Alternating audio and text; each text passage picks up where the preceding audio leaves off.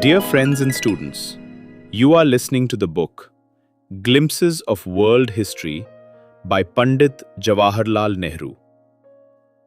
Chapter 27, Rome against Carthage, April 5th, 1932. From the far east, we shall now go to the west and trace the growth of Rome. It is said that Rome was founded in the 8th century before Christ. The early Romans, who were probably descendants of the Aryans, had some settlements on the 7 hills near the Tiber, and these settlements slowly grew into a city. And this city-state went on growing and expanding in Italy till it reached the southern tip at Messina, facing Sicily.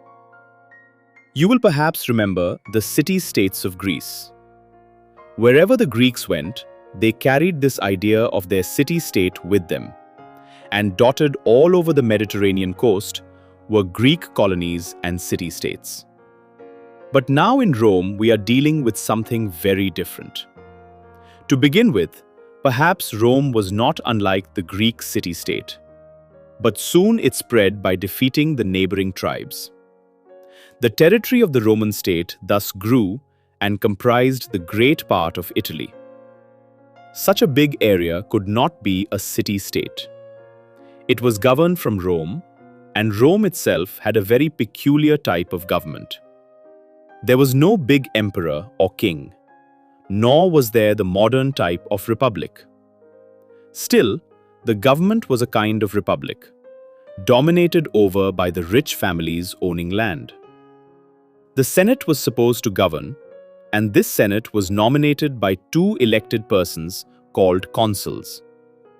For a long time, only the aristocrats could become senators.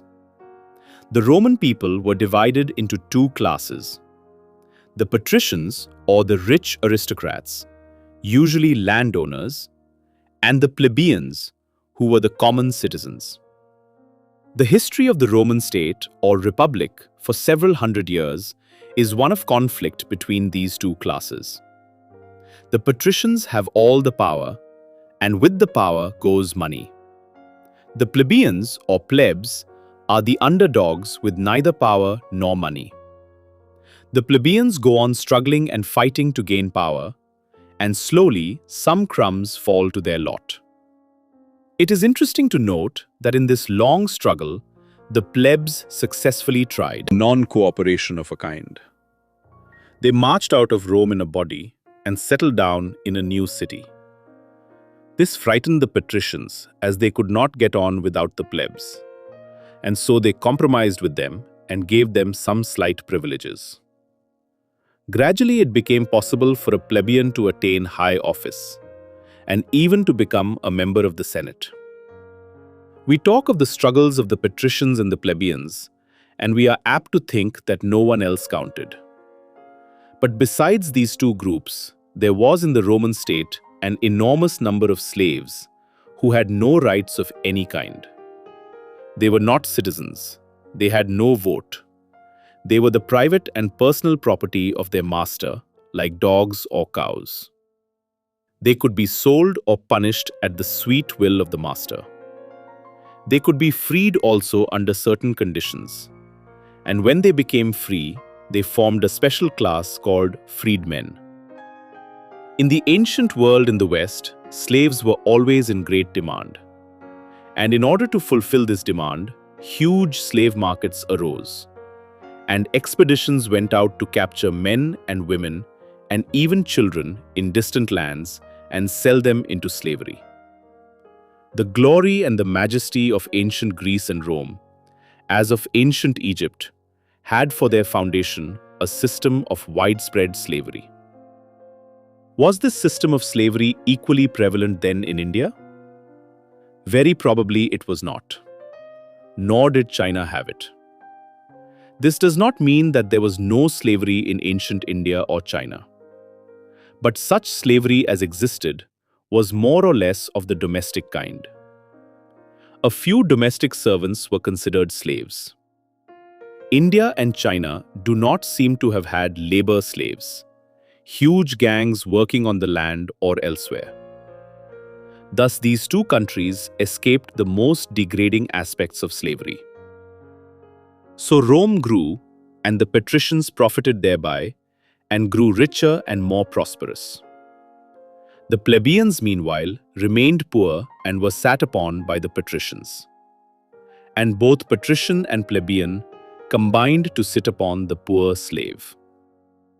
As Rome grew, how was it governed? By the Senate, I have said. And the Senate was nominated by two elected consuls. Who elected the consuls? The citizens who were voters. To begin with, when Rome was small like a city-state, all the citizens lived in or near Rome. It was not very difficult for them to meet together and vote. But as Rome grew, there were many citizens living far from Rome, and it was not easy for them to vote. Representative government, as it is called now, was not evolved or practiced then. Now you know that each area or constituency elects its representative for the National Assembly or Parliament or Congress. And so, in a way, the whole nation is represented in a small gathering. This had not apparently struck the old Romans. So they carried on with their voting in Rome when it was almost impossible for the distant voters to come. Indeed, the distant voters seldom knew what was happening. There were no newspapers or pamphlets or printed books, and very few people could read. Thus, the power of the vote given to people living far from Rome was of no practical use to them. They had the franchise, but distance disfranchised them. So that you will notice that it was really only the voters in Rome itself that had any real share in elections and in important decisions. They voted in the open air by going into enclosures. Of these voters, many were the poor plebeians. The rich patricians who wanted high office and power bribed these poor people to vote for them.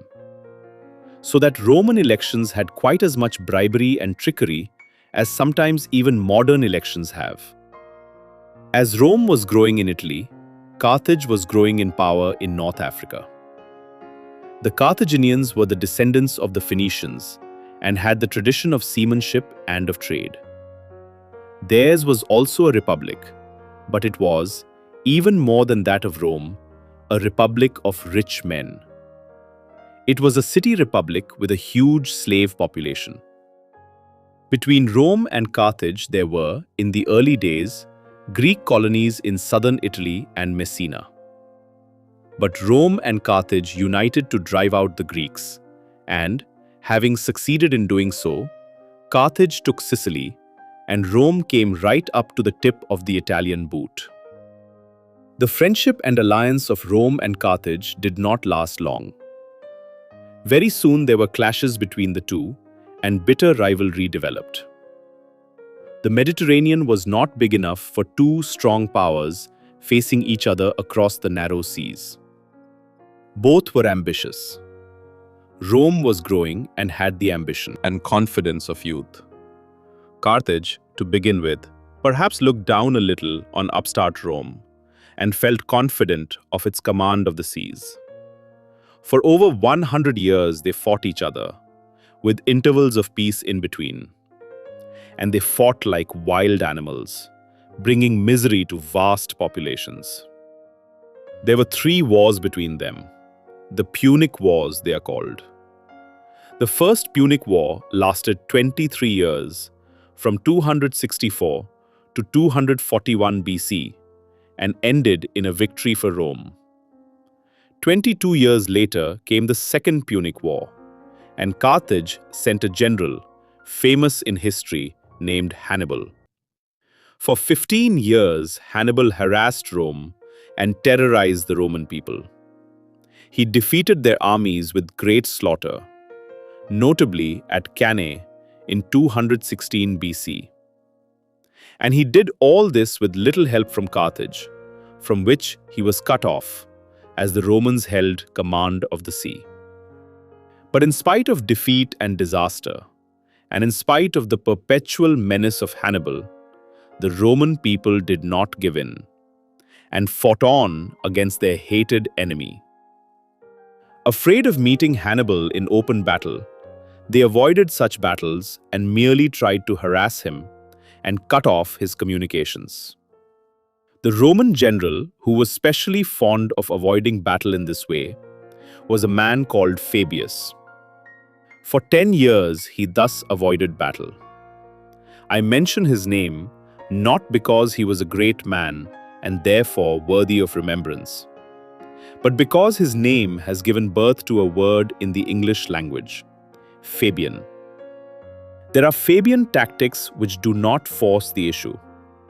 They avoid battle or a crisis and hope to gain their end by slow attrition. There is a Fabian society in England which believes in socialism but does not believe in hurry or sudden changes. Hannibal made a great part of Italy a desert, but Rome's persistence and doggedness won in the end. In 202 BC, at the Battle of Zama, Hannibal was defeated. He fled from place to place, pursued by the unquenchable hatred of Rome. At last, he poisoned himself. There was peace for half a century between Rome and Carthage, which had been humbled sufficiently and hardly dared challenge Rome now. Even so, Rome was not content, and it forced a Third Punic War on the Carthaginians. This ended in great slaughter and in the complete destruction of Carthage. Indeed, the plough was made to till the earth where the proud city of Carthage had once stood, the queen of the Mediterranean. Dear friends and students, you were listening to the book Glimpses of World History by Pandit Jawaharlal Nehru. Thank you for listening. Please subscribe the channel. Let's meet in the next episode.